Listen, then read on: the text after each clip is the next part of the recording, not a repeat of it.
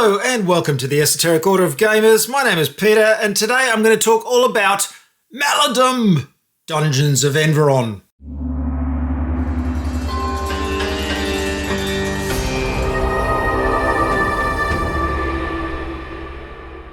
Just before I get started, a couple of things. At my website at orderofgamers.com, you'll find the Esoteric Order of Gamers, where there are hundreds of rules, summaries and reference sheets for popular games, including Maladum. If you check out tabletopcodex.com, you'll find my app, Tabletop Codex, which is also full of rules summaries in a fantastic, easy-to-reference form.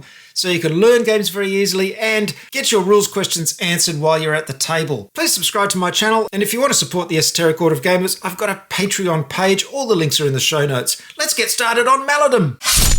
Oh, and first I've got to point out that I got this stuff for free, but my opinions are always my own and I don't charge for these videos. Well, I must admit I'm quite partial to a dungeon crawler, but there are so many dungeon crawlers out there these days. I'm sure many of you, like me, started with games like Hero Quest, Advanced Hero Quest, and then moved on to things like Doom and Descent, and there's been hundreds and hundreds of them ever since. Maladum is a new one by the makers of Core Space Battle Systems, a UK company. If you've looked at some of my earlier videos, you'll know that I absolutely loved Core Space. It is a very, very cool game, and well, let's not give away spoilers, shall we? Let's get into Maladum and let me tell you how it plays, how similar it is to Core Space, and eventually what I think of it. First and foremost, Maladum is a spectacular looking game. When you set it up on your tabletop, it really does impress with its table presence. There's a lovely neoprene board as a basis, and then you use this fantastic cardboard terrain to build your dungeons, depending on the particular scenario that you're playing. Now, let me get this out of the way right up front. Maladum does take a long time to set up and pack up. You'll be building all these walls. They have these little connectors, plastic connectors that put them together. You'll be referring to the map, and it is fiddly and it takes a while. The results, however, are spectacular. Battle Systems began as a company by making terrain sets using this clip-together system, and they've got heaps and heaps of different sets to build your terrain for role-playing games or tabletop games. And then they created their own system, Core Space, to take advantage of the sci-fi terrain they've made. Very successful couple of Kickstarters later, and now we see Maladum, the fantasy version. However, it's not exactly the same. They've made some changes to match the fantasy milieu perfectly, but we still have that fantastic 3D terrain, which is the feature of the game. And it just looks gorgeous. This is the kind of game where you'll be getting right down to the tabletop and looking at those fantastic views of your characters going through the dungeon corridors. Now, I think that this type of terrain does fit sci-fi just a little bit better because it is, of course, limited by the fact that you have, squarish pieces. It's hard to get organic shapes with this kind of terrain, but it still looks fantastic. And there's an amazing amount of detail in the art that is on all of these pieces, and it just looks really great. So a big tick for immersion straight off. You'll be feeling like your party will be going into a dungeon. You're looking down on the view, but as I said, it's great to get down and look at those model's eye views as well. You'll be doing that all the time. It's very, very cinematic. Now, before we go any further, let me mention that I've done a rules summary and reference for Maladum. So there's a lot of rules in the game. The basic rules are quite simple, but there are a lot of extra rules. I've managed to squeeze the entire book. Well, this is the hardcover version, which has a lot of background material in it as well, but there are quite a lot of rules. I've squeezed it into 6 pages. Like this, there are all your essential rules. I've got 1 page for referencing all the icons, which you'll find really handy because unfortunately there is no icon reference sheet in the game. It's just in the book. So this will stop you looking through the book during the game. You can just reference this sheet. And I've also got a quick player reference sheet, which is a 2-sided thing, and it's got the NPC AI actions chart on the back as well. Incredibly handy. So go along to orderofgamers.com and download that.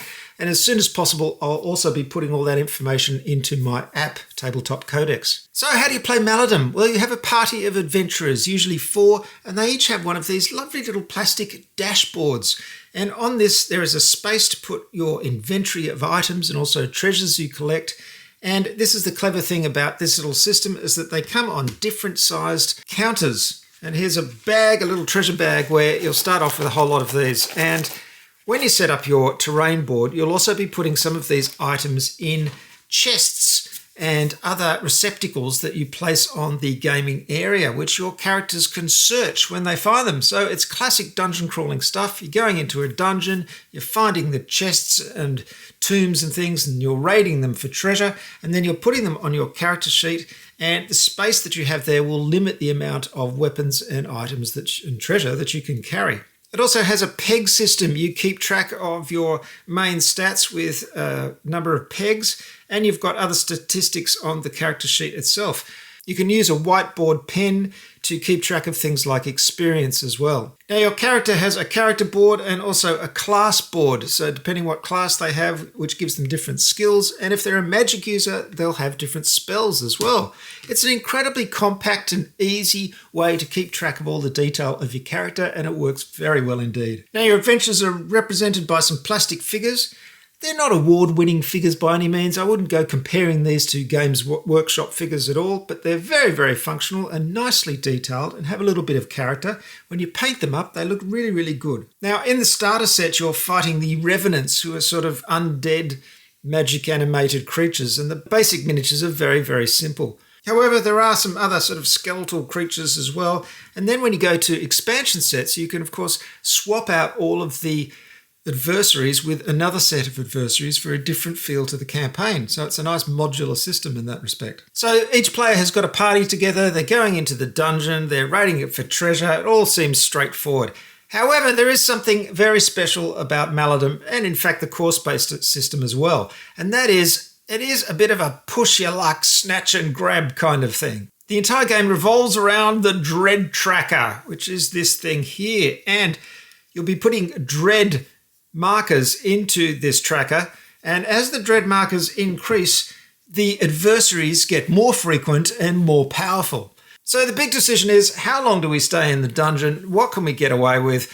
What can we steal before we get totally overrun by horrific creatures and killed? It's the linchpin of this game and makes it very tense and fun. The first phase of the game each turn is the dread phase, when you increase the dread level and you also draw an event card. And depending on the dread level, you look up the corresponding result on the card, which adds some interesting wrinkles to play. Then comes the adventurer phase, where players in turn activate one of their adventurers. Now, it's pretty standard stuff. Each adventurer has an action stat, which is usually 2. That's the number of actions they get each time they activate. And it's things like move and attacking and what else? Searching. You can knock back an adjacent character. You can try and persuade some NPCs, that's non-player characters. You can interact with things. You can don or remove armor. You can stand up if you're prone. You can cast a spell. And of course, you can rest to remove damage and fatigue and poison and things like that. You can also get an effortless action each turn, which are things like dashing, getting a little bit of extra movement, laying prone, opening or closing a door, throwing an item, stuff like that. One big difference between Maladum and Course Base is that you no longer need to use a tape measure. You can just count squares to move. This makes things a lot faster and easier, though you can go back to the tape measure method if you prefer. Then it's time for the bad guys. There's the adversary phase. And the first thing you do is bring on new adversaries. Depending on the dread tracker, you'll probably have to roll a dice to see how many adversaries come in. And usually adversaries arrive at a random location around the outside of the board. However, if you're using the Revenant figures, the ones in the core set, they can also arrive via grave points on the board, which are marked areas on the mat. And that means they pop up from the ground, sometimes horribly near your own adventurers where they attack. They can also come out of tombs that you've rifled. So the undead can dig themselves out of the ground and attack you, because after they appear, they get to activate. And that's, of course, when they're going to be trying to rip your entrails out. Finally, there's an NPC phase. If you happen to have any non-player characters on the board, they get to activate. And we wrap up with a clean-up assessment phase. So combat, it's all about combat, isn't it? Well, this is very easily done, and it's all down to these weapon tokens when you have them. Weapon tokens have basically a number of dice that you roll for an attack. There are special abilities that modify the attacks, like sharp or bludgeoning, depending what kind of weapon it is. Also, you can do a forceful hit for some weapons. If you do a forceful hit, you get to roll an extra die, but if you roll 2 blunder icons on the dice, the weapon breaks. This can happen at the most inconvenient of times. Here's a quick example. This enchanted blade does 2 dice. It also has some special abilities. This one means if you spend a magic peg, you can add an extra dice to your roll. This one little icon means sharp, which means that if you roll a critical hit, which is one of these 2-hit symbols, the target will be wounded even if no damage was caused. And finally, this little icon means that you can parry with this weapon. So when you roll the dice, you always roll the blue dice, and extra dice you roll red dice. Now, if you attack someone and they have armor, they subtract that number of hits from your hits. There are also ranged attacks, though ranged attacks aren't as emphasized as they are in core space, of course. And you have spell casting as well. When you cast a spell, you use magic pegs to power it, and you also have to roll a magic die, which adds a random element to dice rolling. There's even a special dice called a forbidden die, and that is used if you're casting a particular type of forbidden magic. Now, as I said, I've done an icon reference sheet here because there are a lot of icons in this game. And this is one little problem with the game. They should have given you an icon reference sheet. Never mind, I've fixed that problem. There are icons all over the weapons and items, and they all do different things to shake up the gameplay. There are a lot of little fiddly rules in this game. The basic system is really simple, but with all this extra detail, it does introduce a lot of stuff, but it all is very easy to work through. There's nothing really complicated. You can always reference it very quickly and find out what things do. So I think this kind of detail adds a lovely level of realism and excitement to the game. It doesn't bog things down too badly. We've also got status effects, and I've got these on the back of my reference sheet here again. There are things like blessed, burning, cursed, fatigued, poisoned, stunned, terrified, warded, and of course wounded. So lots of horrible things that can happen to your adventurers. Now, of course, this was created by a terrain company, so terrain is a big focus in this game. And not only do you get a generous amount of terrain with the game, but you can buy extra sets, some of their extra terrain sets to set up huge dungeons. And all the different terrain items have different special rules to give them very interesting and realistic effects. There are traps, there are swinging blades and pit traps. There are sewers and mine carts going on tracks. There are alarm bells, gongs and desks and fonts and forges and levers and loot piles and crates. I'm reading them from here because there are so many I can't remember. Barricades, tombs, places to rest where you can get advantages when you do a rest action. Lava flows. There's just an endless amount of stuff. Really, the great thing about these games, Core Space and this one, is that they have this role-playing element in them as well. They get very close to a role-playing game, and that there's just no limit to the number of things you can do. For example, if you see a little terrain piece of a flaming torch attached to a wall, you can actually use that torch. You can go along and use it as a source of flame, and that can affect other things. And it doesn't just stop with the rules as given, even though there are so many of them. The game system encourages you to come up with your own rules and your own solutions on the fly. The first time I played Core Space, in fact, I was a little bit disturbed because the people I was playing with were sort of making up stuff as they went along. And I found this a bit weird because I'm so used to being restricted by rules and following them closely. As I do rule summaries of them, I'm very aware of the rules all the time. This is a bit more free-flowing than this. You can just follow the rules as given, or you can just decide that anything happens at any time and come up with a rule for it on the fly. And this adds this very much of a role-playing feel to the whole game system. It's not really stuck to the rules as given. In fact, it's a big play box of stuff. It's the definition of play with dungeons. And there's a lot of leeway for making your own campaigns. This expansion is called Of Ale and Adventure and gives you a lot more stuff for expanding your adventures between games, visiting the ale house.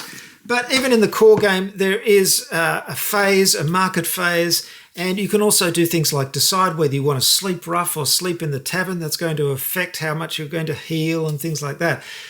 So if you want to have an interconnected series of games, it's all allowed for in this game. There's a campaign in the book, of course, which you can go through all the different games. Really, you can immerse yourself in this to whatever level you'd like to. The only problem is, of course, is going to be that setup and pack up, and that's just something you have to accept that for this level of immersion and this level of visual impact. And it's the only thing that stops me getting this game to the table more, because I know that I just have to put aside half an hour beforehand to set up the table. It's best to do it before your opponent or opponents arrive, so you have it all set up when they arrive for an evening's gaming. And it's going to take a little while to pack it up as well, because you have to dismantle everything. They have a very nice system for putting all the pieces in the box. There are some dividers that create a space at the bottom of the box where you can put everything in. But it's a bit of an organisational job, and it is going to take a bit of time. There's also a couple of other expansions so far. We've got the Forbidden Creed and Oblivion's Maw. Oblivion's Maw introduces horrible tentacled monstrosities. It follows the whole adventure that was established in the first game, so you can keep the narrative going if you want to. And we've got the Forbidden Creed, which is all about forbidden magic. And you're battling a cabal of Maladum high in the mountains. Maladum are the magic users that use forbidden magic. These come with extra miniatures, of course, and all kinds of extra stuff. It'll keep you busy forever and ever. So I asked a question in the title of this video: is this the best dungeon crawler ever? And in some ways, yes, it is. In other ways, not so much, because it depends on what kind of dungeon crawler you feel like when you're playing a dungeon crawler. And I don't know about you, but I feel like different games at different times. Now, this is a fantastic dungeon crawler. It looks incredible. The system works really smoothly. It's cinematic. It creates great stories because there's so much flexibility in the rules system. There's a fantastic sense of tension because you've got to decide when you're going to get out. How far are you going to get into the dungeon? How far are you going to get away from those exits before you make a run for it and try and get out with the loot that you've got? How much room do you make in your inventory for carrying treasure when you want to carry items and things as well? There's actually excruciating decisions in here, which is unusual for a dungeon crawler. So whether this is the best dungeon crawler ever depends on what you want in a dungeon crawler. It's immersive and it's detailed and it takes time, but it's really rewarding and cinematic. If you want something quick and easy, then, go back to something like Hero Quest, and that can be entertaining and fun as well. But I just think there is so much here to enjoy, either for one-off games or if you want to have an extended campaign. The only small thing I'll mention is that sometimes it can be a little bit frustrating that the doom level is increasing all the time and there is this ticking timer for you to get out. Sometimes you want a kind of leisurely experience where you're just exploring rooms and you're doing stuff. This game is different from that. It doesn't have that feel because it always has that tension and that push-pull you of, will I go a little bit further or will I escape? So it's not a leisurely dungeon crawling experience, if there ever was such a thing. The other issue you're going to have is that you're going to see the same enemies over and over again, especially in the core set, which has got a very limited range of monsters. When you get some expansions, again, you're expanding into different sets of enemies, but they're always going to be a small set. So if you like a dungeon crawler that has a very wide variety of different enemies, this may not be right for you. The key word for this game is flexibility. There's really so much you can do. And if you want to mix and match creatures, I'm sure it's very easy to do it. It's not keeping you set within a boundary of particular things you have to do. It's basically saying, here's a big sandbox of fun stuff, now go for it. So I highly recommend Maladum Dungeons of Enveron. Basically, I loved Core Space and I love this even more. It's also made things a little bit more streamlined, a little bit faster, which is great. It's taken the Core Space rules and it's made them perfect for a fantasy milieu, which is just what Core Space players were looking for, really. And now you can play in the fantasy or science fiction genre and have the same wonderful cinematic imaginative experience in both. So go and download my rules and reference from orderofgamers.com. I think you'll find it extremely handy and have some fun adventuring in the dungeons of Enveron. I will see you next time. Thank you very much for watching and bye for now. Good gaming.